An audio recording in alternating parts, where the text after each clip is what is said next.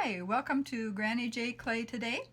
And today I am going to show you how to make what I call a Hawaiian lei necklace.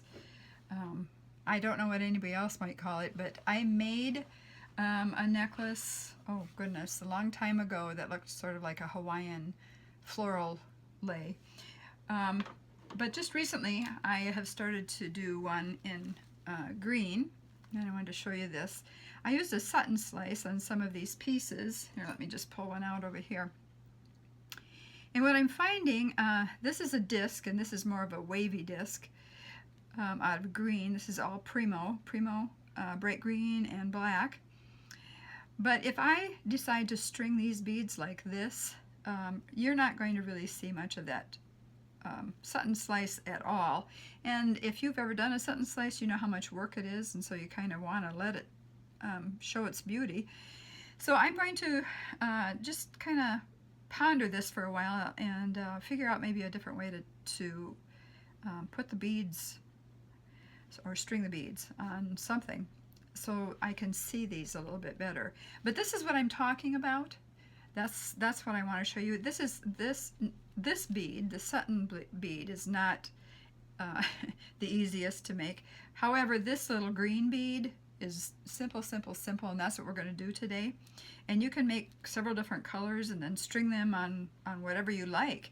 But I decided today just to show you this at least, so you get an idea of what I'm doing. And then I wanted to show you also what I have done. I've gone ahead and taken different Primo clays and done a teardrop blend, the Cindy Leitz, L-I-E-T-Z. If you want to know how to do a teardrop blend, go to Cindy Leitz's channel on YouTube and she will show you. Anyway, I used let's see, what is the name of this again? This is Periwinkle. These are all Primo clays. This is Periwinkle, and this is Silver Accents. And of course this is Pearl Accents. And you could make them all in one color like I did with the green one, or you could make them in a teardrop blend. And I thought, you know what, I'm just going to try that today, and I'll just show you how easy this is. It's quite simple. I have prepared my my tile, and I have put not just one but two of my recipe cards on here so that I can fill it with my little circles that I cut out. Let me just move this aside so I have a little bit more room to play with. Let's see, this is a one inch cutter, little cookie cutter, and then this is this very small one that I got when I first started buying things. I think it's a Kemper one. Anyway, first I'm going to make a gradient. So I'm going to make some of these out of the pearl color, some out of the gray color, and some out of the periwinkle color, so that when I go ahead and string them, like I did the green ones, I'll get that gradient look. But just for today, I want to show you how to cut them, and then you can bake them, and it's very easy to string them after that. So this is all you do. This is simple. And I'll just start right here. Right here, how about that? And I just press down, obviously, and take a turn, and I keep my finger in there so it stays. And I want to use as much of the clay on my sheet as I possibly can. After making the teardrop blend, and you've run it through your pasta machine several times, it comes out like this. It just really blends lovely together. But like I said, go see Cindy Leit's video on YouTube, and she'll show you how to do that. In fact, what I might do, if I remember, is put that below my video so you can just click on her link. So there you go. You keep cutting several of these out as you go. And we'll just do one row for right now. But you would do it all the way across the sheet, so you get several little discs. And then you can come back, before you pick those up, you can come back and right in the center of it, as best you can anyway, sometimes you get them a little off center, just cut another little hole in the center. I like to make mine fairly good size. This is what? This looks like this is just about 1/4 inch. So just so you know, if you want to make it smaller, you can. I'm not sure you can make it too much bigger, but you could try and still come out with your same results that you want. All right, generally I would take this whole sheet now and lift it up if I had already, something on there, sorry. If I had already made impressions on here with this, but I haven't. So what I'm going to do is just, I think what I'm going to do is just lift it up this way. And as you can see, it just leaves that right in the middle. And what we have is this. So let me just pull a few of these up. And it doesn't matter if you distort it a little bit when you lift it up. I'll show you why in just a minute. Now I'll come back here and get another one. I'll get every one of these actually. I want to come back and make a whole sheet of them. And when I finish the necklace, I will show it to you. Could be later today. I'll put a short video on of the finished product, but I just want to show you how to do it first. And then you can save these little dots from the inside if you'd like, and bake those too. And you can use those for even smaller beads if you want to. I still have some. I'll show you what I've got here. I've still got some leftover beads from my Sutton slice. And then I've also got, I made it a little thicker. I've got these little holes left that I cut out, and I'm saving those. And I did bake these, so these are all hard and kind of waiting for me to figure out what to do with those. Okay, now I'm going to show you what to do with this. Once you have this cut out, all you have to do is you just take your, let's see here, hopefully you can see this. Oh, maybe you can't. Let me just see if I can move this up a little bit and out of the way a little bit. There we go. That's better. There we go. And now I'll just kind of scrape this clean since there's a little bit of clay on it. Okay, so I'll lay that here now. And depending on how thick you have made your sheet of clay, it can be a little bit easier or harder to make these form, but all you do is just pinch around the side, just kind of ruffle it. You just kind of turn it and ruffle it a little bit. And then you just lay it down. You want it to be kinky. You see how that is kind of kinked up? And you don't want each of them the same, so that when you do string them, they are pushed away from each other a little bit.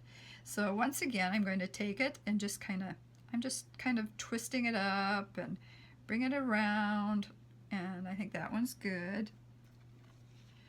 And you can see a difference in those two. And that's what you do. You just continue to do that with every single little bead until you have them all kind of kinky and ready to bake. Like that. And I'm going to do another one. Sorry if I didn't get in camera view that time. And put that down. And that one, and this. And there we go. So these are the ones that are ready so far. I'll move them closer together once I begin to bake or cut the other rest of the sheet.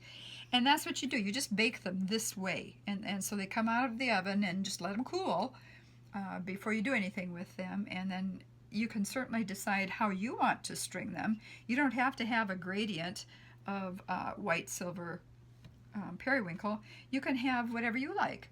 Maybe you want all green or all black. And maybe you want to dress them up in some way with some Pearl X powder. You know, you can do so many different things, but I wish I still had a my necklace that I made a little while back for you to see. You know what? I just might go grab that real quick so I can show you a picture of it. Can you hold on?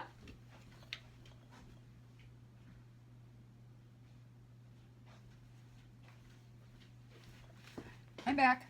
I know my technology isn't up to date, so I had to get my iPad, and I wanted to show you a picture. I think I've got it on here of my Let's see here. Yes, I will show it to you this way.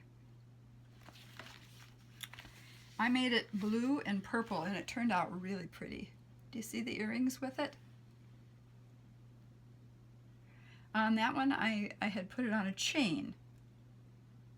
But as you can see, the sides of each of the beads are not the same, and so they kind of push away from each other a little bit. But doesn't that look a little bit like a Hawaiian floral lei? I just love that. And I love these colors in this one. I might make another one out of these colors.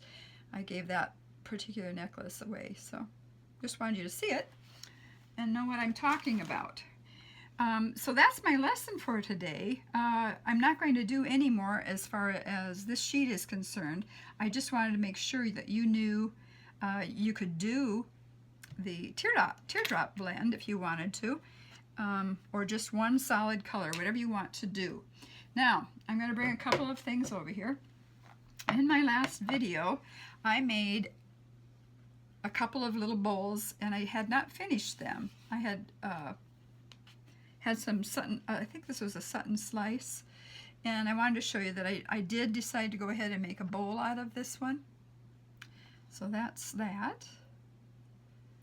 In case you kind of wonder what did she do with all of that. And this one I showed you how to shred clay, and I made this one out of the sunset color and pearl.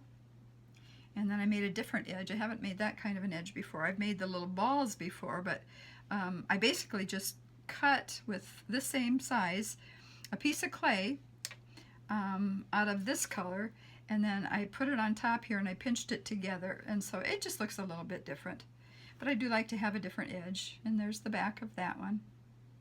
So as you see, I did finish those projects, which were kind of fun.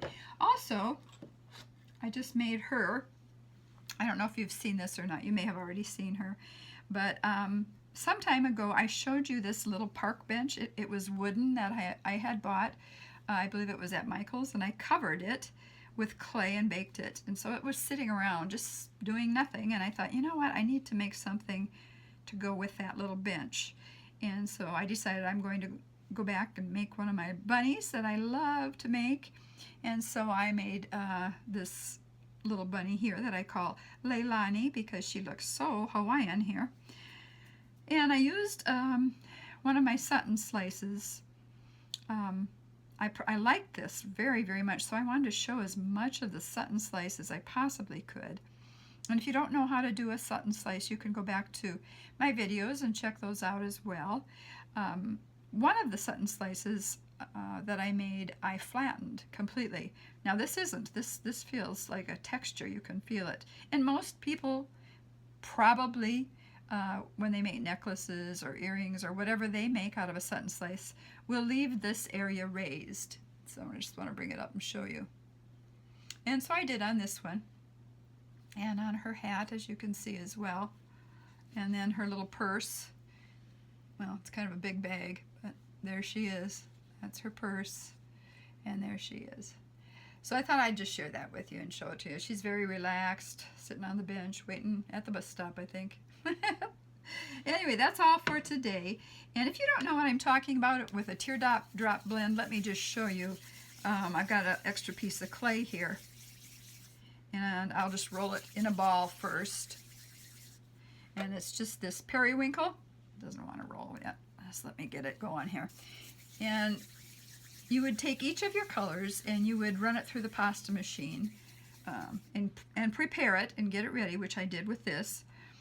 And so then you would take it and roll it on the side and make a little teardrop. So that's how that looks. Let's see, I'll go this way for you. Then I used this size. I used a half a block of clay to make this, a half a block of the pearl, half a block of the silver, half a block of the periwinkle to make this sheet of clay. And you can use as much or as little as you want to do. But once you have these ready to go, and I'll show you this too. And you can see it, like I said, you can see the teardrop blend on Cindy Leitz's video. But let me just show you. I'm going to make another one out of the pearl, and I'm going to make it into a teardrop. And when you put them together, you don't put them together like this. You do fat end to pointy end, fat end to pointy end. And then when you get ready to blend them, you push them down so they can go ahead and run through your pasta machine. And she'll show you how to do that as well. Now I didn't make the silver one, but at least you know what I'm doing here. That's what the teardrop blend is. They just look like little teardrops. Okay, so that is it for today. I hope, I'll get ready to finish this up here. I hope that was helpful for you and encourages you to make something out of clay. And now I'm just going to continue, and I'm going to finish this necklace, and then I will show it to you another time. But blessings to you. And if you didn't see the video prior to this, I did put out a Granny J Say today too, if you're interested, and I talk about spirit, soul, and body on that one. So you have a great rest of the day, a wonderful evening, and I will see you next time. Bye-bye.